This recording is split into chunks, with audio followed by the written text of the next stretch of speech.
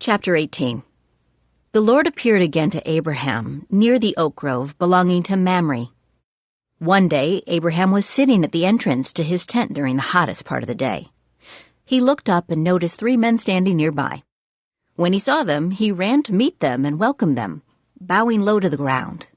"My lord," he said, "if it pleases you, stop here for a while. Rest in the shade of this tree while water is brought to wash your feet.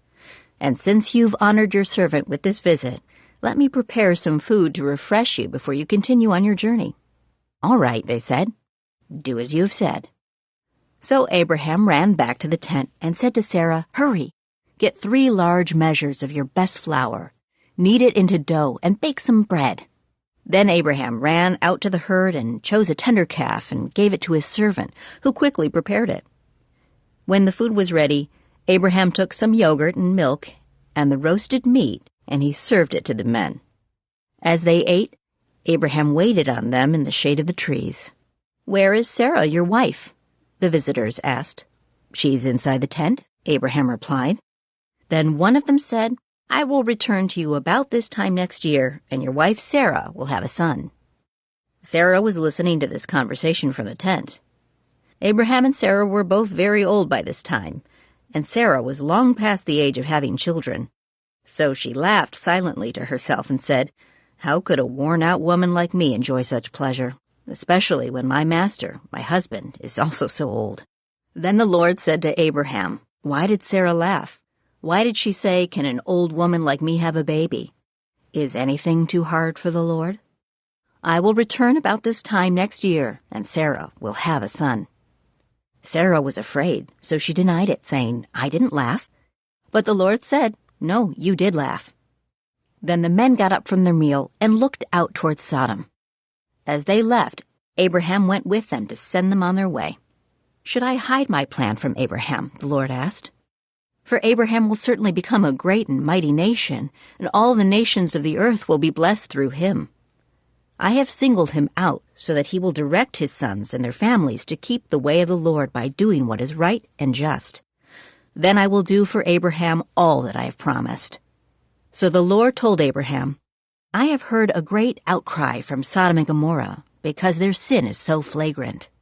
I am going down to see if their actions are as wicked as I have heard. If not, I want to know." The other men turned and headed toward Sodom, but the Lord remained with Abraham.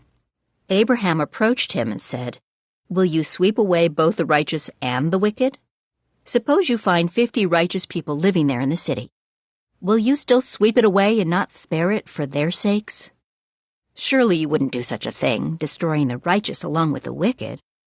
Why, you would be treating the righteous and the wicked exactly the same. Surely you wouldn't do that. Should not the judge of all the earth do what is right?"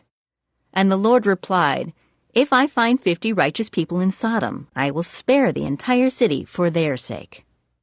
Then Abraham spoke again, "Since I have begun, let me speak further to my Lord, even though I am but dust and ashes. Suppose there are only 45 righteous people rather than 50.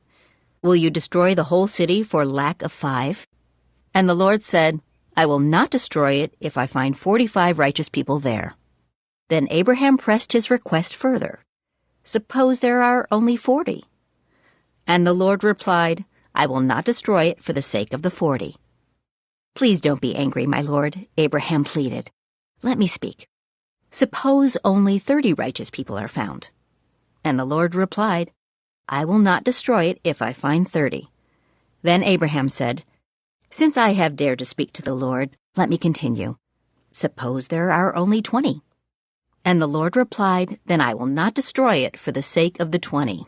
Finally, Abraham said, "Lord, please don't be angry with me if I speak one more time. Suppose only 10 are found there." And the Lord replied, "Then I will not destroy it for the sake of the 10. When the Lord had finished his conversation with Abraham, he went on his way, and Abraham returned to his tent.